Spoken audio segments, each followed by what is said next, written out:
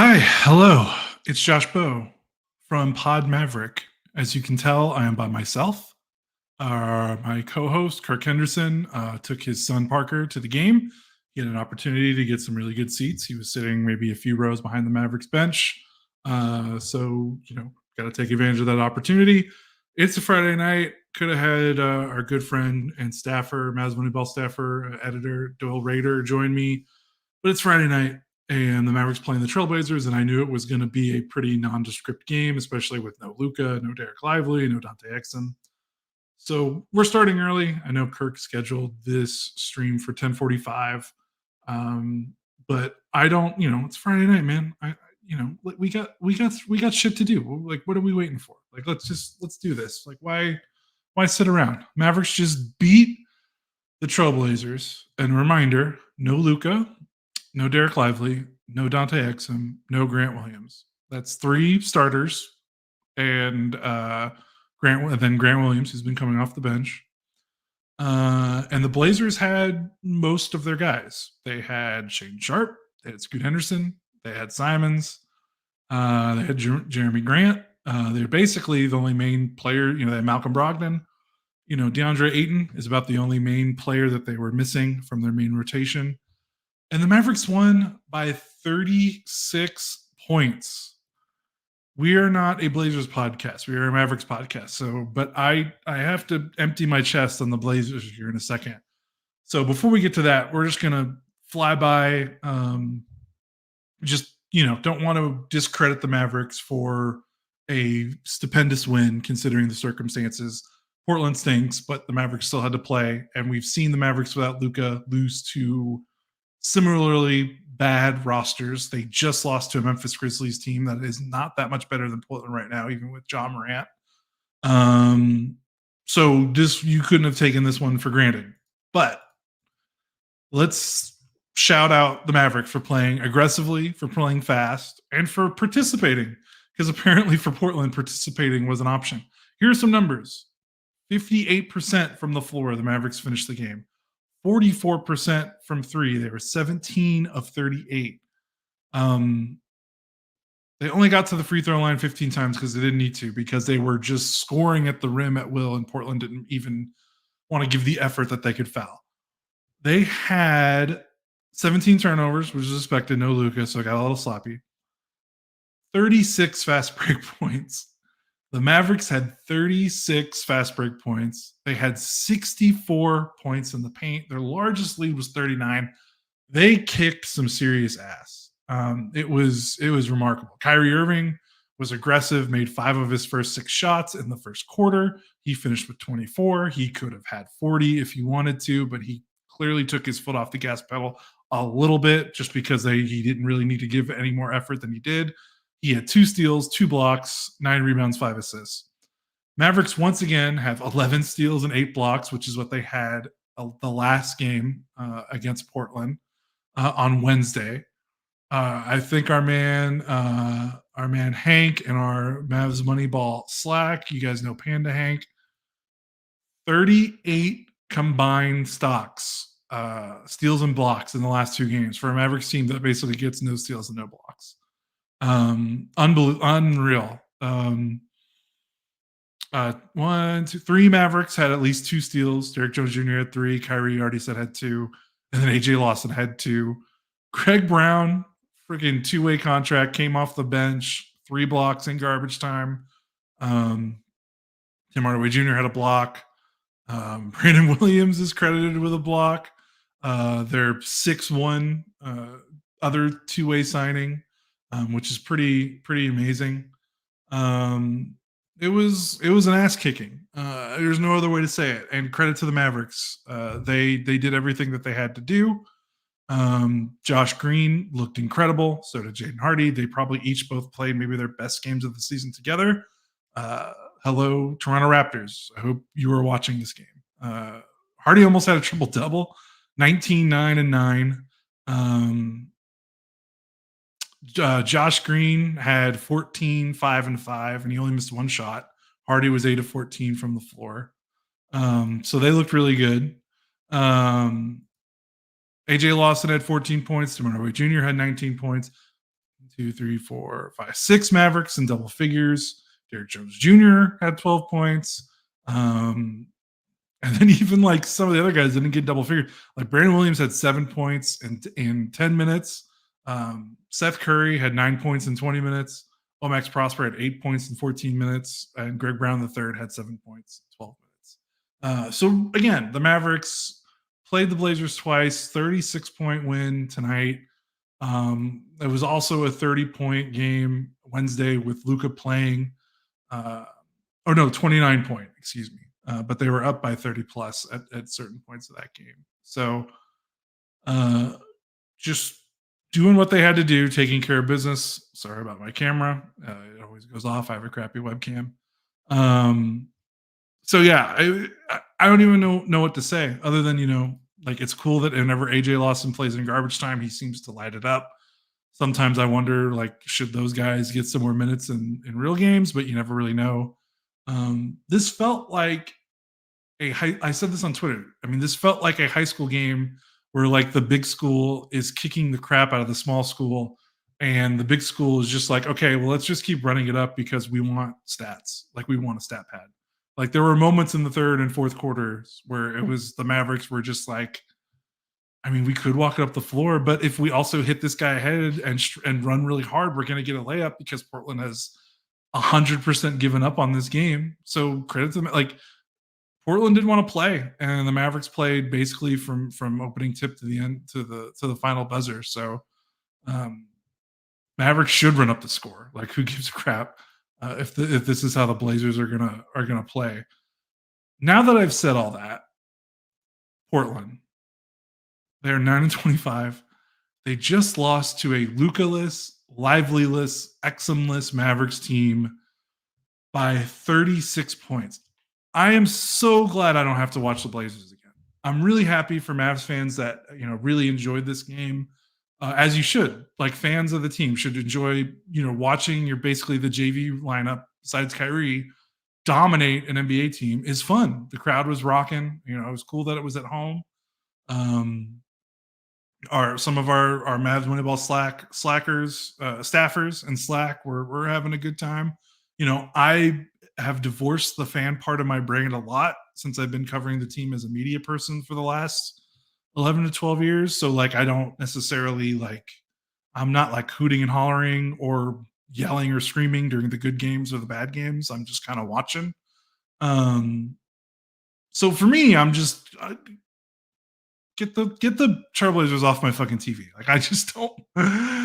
There's nothing like that was embarrassing. I think that was one of the most embarrassing NBA performances I've seen from a team in quite some time. Someone pointed out Matthew on our Mavs Moneyball staff was like, I watched the Mavericks in the '90s, so that one is it for me.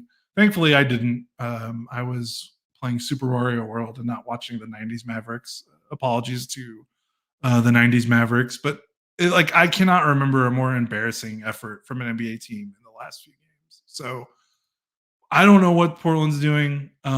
Relegate the franchise. I don't want to see them. It blows my mind that there are teams with less wins than this Trailblazers team I've watched the last 2 days. It blows my mind that a team in the NBA set the single season losing streak record not that long ago, and it wasn't this team. Like, if you dropped an alien from outer space and told them to watch these two games and you were like, okay, do you think this is the team that set the single season losing streak record? Yes, of course. Of course. This team blows. I'm sorry. It's one thing for them to be so bad, and it's another for like the disinterest. Like they were not trying. Like it was bizarre. They were playing like it was the last day of the regular season, and they were waiting to get to the locker room so they can get dressed and get on their planes to go on their vacations. Like I'm mystified. Like I'm not mystified that the Mavericks went 2-0 against the Blazers and that they were two blowout wins. I'm mystified that they were these laughers. Like this is outrageous. 2024 is going to be a good year for me because I don't have to watch this crappy team anymore. I don't want them to waste my time on my TV. Like this is absurd. Good for the Mavericks. Good for guys getting some numbers, get a win. But holy crap, I do not want to watch this team anymore. And I don't have to. This was the last time the Mavericks played the Trailblazers this season. Get them out. As far as I'm concerned, get them out of the NBA. Put them in a, let's just round up. Let's round up Portland, Charlotte, Washington, Detroit, and San Antonio. And let's put them on an island and they can just play all the basketball games against each other. And let's let the actual NBA teams play.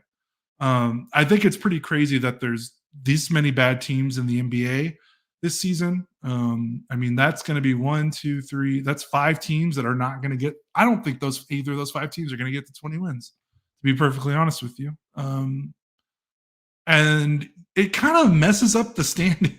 Like that's 5 teams that like all these other teams like they're just feeding wins. Like the Mavericks have 4 wins against the Blazers. They have a win against the Jazz. They have 2 wins against the Spurs. They have a win against the Grizzlies. Like there's a part of me that's like, I don't even know who some of these teams are because beating Portland and beating Charlotte and beating Washington does nothing for me. Does nothing for me as someone who's trying to analyze a game. And it sucks. Like people talk about like, what does the NBA need to do to like make the regular season matter?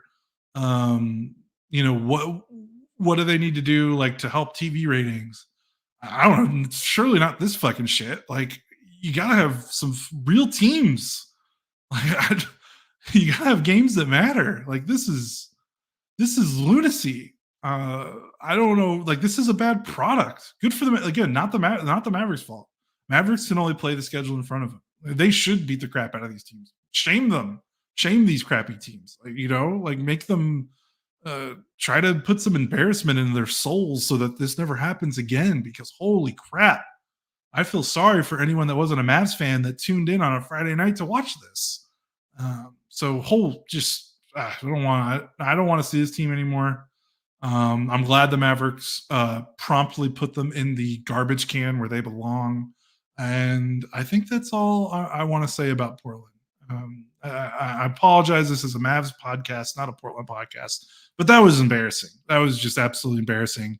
And kudos to the Mavericks for, the Blazers were stuffing themselves into the trash can themselves. Said themselves twice. They were doing it themselves. And then the Mavericks just kind of like kicked them in the ass and shoved them down and put the lid on it, which kudos to the Mavericks for doing that. They absolutely should. So I'm going to take a quick break. I've been talking about 13 minutes and I don't know what else to say about this team. About this game.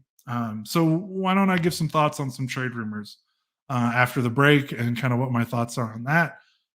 So if you're watching us on YouTube live, please like and subscribe to the YouTube channel, like the stream, helps us out a lot. If you're listening to the audio only feed, please, make sure you're subscribed to us through your feed and listen to us, wherever you can. Listen to our ads. If you're on the audio only feed, that's how me and Kirk get to make our money. If you skip the ads, we don't get paid, which obviously that's not the only reason we're doing this. But certainly helps for sure. So we're going to take a quick break so I can put some of those ads into the audio only feed. You two people just hang out and we will be right back after this. Okay, I am back. Mavericks thoroughly embarrass the shitty Portland Trailblazers 139-103. Just about everyone that played well. Every single Maverick was a plus and plus minus. The lowest was Prosper at +2. Everyone else was a positive. I mean, that just shows you how thoroughly dominant this game was. I mean, they had a 10-point lead in the first quarter, and it was like over. Like it was crazy. Portland never showed any fight at all. So since this game, there's not too much to learn other than the Mavericks emptied the trash when they should have. And today was apparently trash day with Portland in town. Trades. People love the trades. I love talking about the game. I don't like talking about trades. One thing, I'm really bad at it. I am not Dalton Trigg, our friend over at Mavs Money, or not Mavs, our friend over at DallasBasketball.com or SI Dallas. Not sure what they're calling it right now, but I'm not as good as him at the fake trade machine. I almost always get things wrong. I almost overvalue certain guys, undervalue certain guys. I'm not good at thinking about what GMs want. So I try to stay out of it. Unfortunately, the reality is you guys love it. Not necessarily you guys listening, but like the NBA audience as a whole loves trade rumors, loves free agency rumors. We could write like 10 of our best well-written NBA analysis and columns on the site, and one trade rumors post will get more traffic than all 10 combined. Like that's just what people want. So when people complain like that NBA coverage doesn't focus about the games, I don't know what to tell you because this is what everyone's asking for. So we're going to talk about some trades because we'll cap off our nice Friday night. I'm going to be honest. I don't know what the Mavericks are going to do because as of right now, their trade assets are fairly limited. They can trade one future first as of right now. They owe the 2024 pick to New York. If that conveys, then they won't have the 2025 to trade. I believe they can trade either the 2026 or 2027 first rounder, but don't hold it to me. Basically, it doesn't matter really what year. Before they get rid of the next pick, they can trade one future first. Once that pick conveys, I believe like 3 future firsts open up to them. They already owe a future first to the Nets for the Kyrie trade. And then after that, they've got some second rounders that they got back, I think, in the Grant Williams trade. So there's that. That helps. And then young players, it's basically, they're not trading Derek Lively, obviously.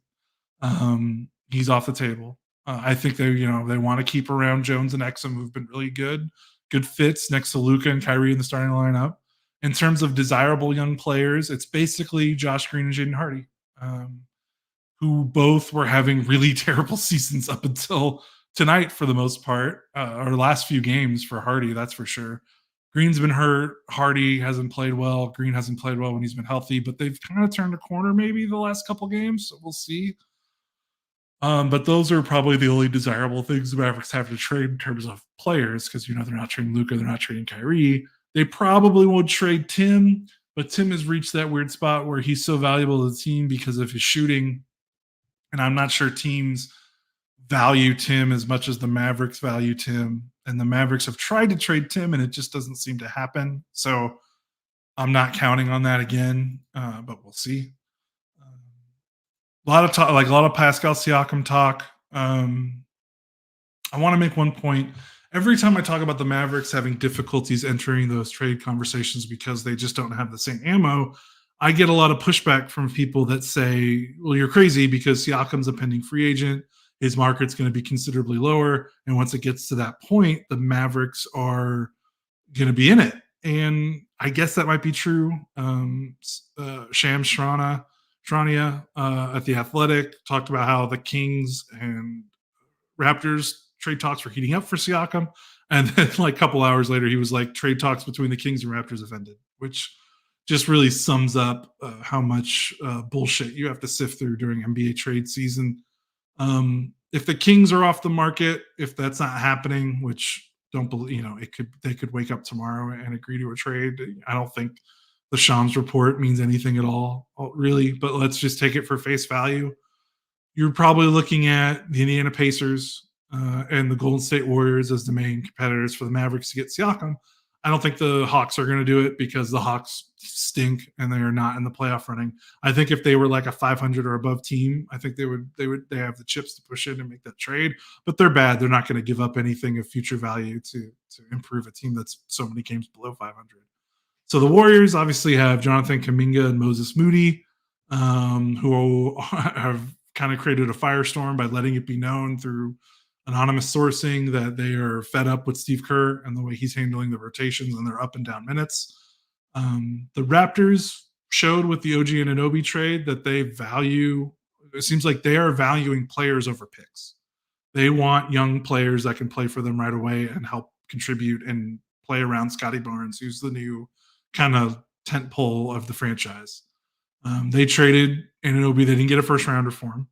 They got Emmanuel Quigley and RJ Barrett from the Knicks, who are two young players with production. You say what you will about RJ Barrett and his contract, but he at least puts up numbers in the box score, and Quickly is a widely regarded, young guard stuck behind Jalen Brunson that probably needed an opportunity to play, and he's played pretty well in Toronto's 2 games. So that's the kind of, if you think about Toronto wanting those kind of players, Golden State makes a lot of sense because of Moody and Kuminga, two highly regarded for former first-round picks that play well when they get opportunities. They just don't get a lot in Golden State, or maybe as much as they should. Indy is a little tricky. I don't know. They have more prospects than the Mavericks, but Jarris Walker, who they took 8th overall in the last draft, who I love. I think he's amazing. I think he's going to be amazing. He hasn't played. He's not in the rotation, getting the Rick Carlisle treatment. I would think he is a more valuable prospect than anything the Mavericks could offer Toronto, but he's also kind of an unknown. If Toronto wants players that have NBA production that are still young, then maybe they don't see as much interest in Walker. But the Pacers have a gaggle of young players. Benedict Mathurin, Jarris Walker, Andrew Nembhard. They've got a bunch of guys that they could trade and still be a competitor. Like, they don't have to give up. They could give up like half of their young players and still have a really competent roster around Tyrese Haliburton, Miles Turner, and then you're building around Siakam. So, but it really comes down to, is Siakam going to does he want to be in Indiana? So if he doesn't give an indication he wants to resign, maybe that takes another person, another player off the board. I think the Warriors are going to be the toughest team to beat if the Mavericks do have interest in Siakam, because I could see Siakam, wanting to resign with the Warriors, be in San Francisco, a great market that, players love being in California. San Francisco's turned itself into a pretty good competitive market. They're an organization with a winning pedigree that he might want to stick around with. So when you have that combined with, and they're owners that are willing to spend money, and you combine that with, they have young players that Toronto might want, that makes it tough. But if Siakam makes a note, hey, I want to play with Luka and Kyrie, don't trade me anywhere but Dallas. That's where I want to resign. That's where the Mavericks can probably get into it. But I have a hard time believing Toronto is going to accept a package of like Josh Green, Jaden Hardy, and like Grant Williams, and maybe like some picks compared to what some of these other teams have to offer. But stranger things have happened. I think the Mavericks, if I had to make a guess, I don't think they're going to make a big splashy move this trade deadline, because I think they're waiting for those picks to free up this summer, and then they're going to maybe make their next move. I think they definitely want to make a move for like a definitive third best player.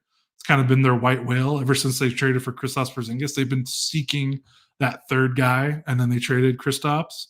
And they had Dinwiddie and Brunson, and you're still like, okay, Brunson's good enough to be the second guy, but is Dinwiddie the third guy?